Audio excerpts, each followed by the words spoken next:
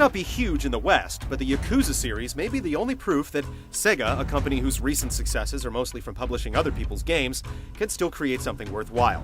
Yakuza 3 once again brings a gangster storyline and classic beat-em-up action together with open world and RPG elements.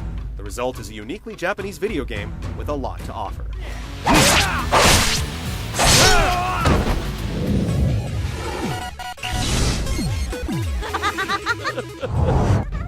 兄貴、どうしたんだ？何かあったのか？ You may not have heard of him, but Kazuma Kiryu is one of the toughest dudes in video games today. Whether it's a personal beef, a power struggle between gangs, or an international conspiracy, odds are he can put things right with his fists. Despite being affiliated with a criminal organization, Kazuma is definitely one of the good guys. Players new to the series may be surprised to find him running an orphanage from the very start of the game, but you soon find out that this guy deals out life lessons and savage beatings in more or less equal measure.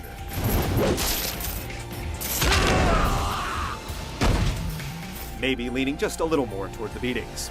Other main characters help add depth and some moral gray area to the story, like the psychotically violent, but ultimately likable Majima.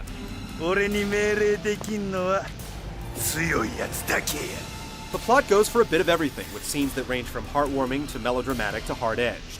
It's a bit of a weird mix, but the longer you're immersed in its world, the more engaging it gets. You'll occasionally have to digest an encyclopedia's worth of exposition at once, but you'll also get the chance to get to know the large cast of characters, which ultimately makes it worth your while to see the game through to the end. So, どれだけ数がいるんだ?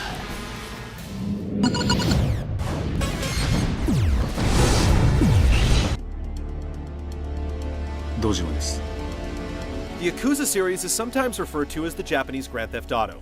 While Yakuza 3 is a lot closer to an action RPG in terms of gameplay, and a lot of the similarities are superficial, one key comparison stands out. Like GTA, the game's greatest draw isn't living out an interactive crime story, but the freedom to explore and simply mess around in an open city space that feels genuinely real. Actually, it's two cities, with a fictionalized chunk of Tokyo and a smaller, more laid-back setting in Okinawa. Following the game's story will take you between both locales, but you'll find a lot more action if you go looking for it.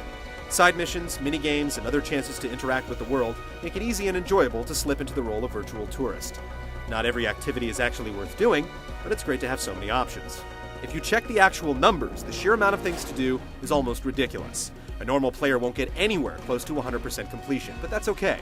The sheer bulk of content creates a rich setting, and realizing that there's more out there than you'll be able to do can actually be a relief to anyone who isn't a hardcore completionist. If you're able to completely ignore the side content, you might clear the game in around 20 hours, but expect an average playthrough to run closer to 30. 仕方ねえ。力ずくで話聞かせてもらうぜ。衝動じゃ!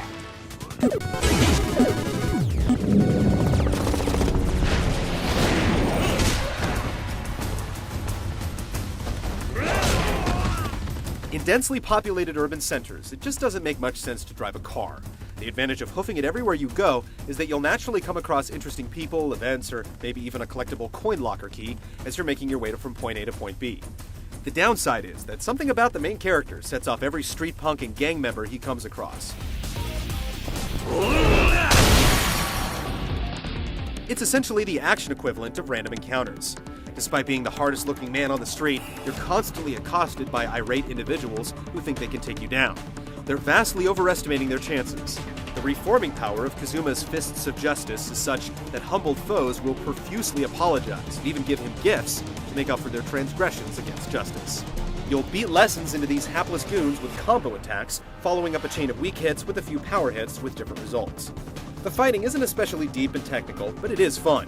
Various weapons, throws, and dodges manage to keep things interesting, but it's the brutal special attacks that keep the constant fights from getting boring. Kazuma's special attacks make sure that enemies go down and stay down. You learn these techniques by leveling up your various attributes, reading books, or even through revelations after capturing bizarre events on your cell phone.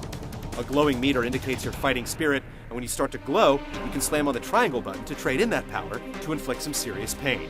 It's always tempting to cash in your spirit, but fighting with a full health meter makes you more effective and much harder to knock down. So, deciding when to hold it and when to go all out with the finishing attack becomes an interesting and important decision, particularly when you're going toe-to-toe with boss characters that actually pose a threat. Of course, you won't make much progress in the game without exploring your environment and talking to people. Initiating a conversation will often lead to more fighting, but at certain points in the game, you'll find yourself running around like a message boy in order to get the plot moving.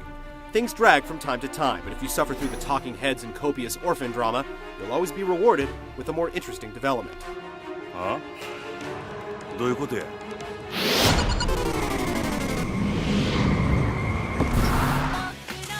今日の晩飯だ。さあ、そろそろ夕飯の支度をするか。The naturalistic style of the game's characters and the thousands of different visual elements that make the virtual cities actually feel like cities, including huge crowds of people, make the most of technology that honestly feels pretty far from the cutting edge. The Japanese voice acting and subtitles feel authentic and seem to convey the intended tone. 知らない。シロ、あんた今日学校から一緒に帰ってこなかった？ Environmental sounds do their part to bring the city to life, appropriate mood music accompanies cinematic moments, and guitar rock provides a bridge into action scenes. Yakuza 3 isn't much of a show-off, but it does succeed in maintaining its integrity. The game's depiction of violence deserves a special mention. Walking the fine line between horrifyingly realistic and comically over-the-top, witnessing a fight in Yakuza 3 will get some sort of reaction out of you.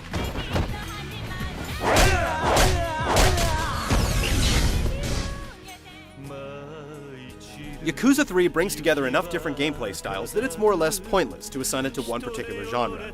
It's the way it combines these individual parts and invests you in its world that really matters.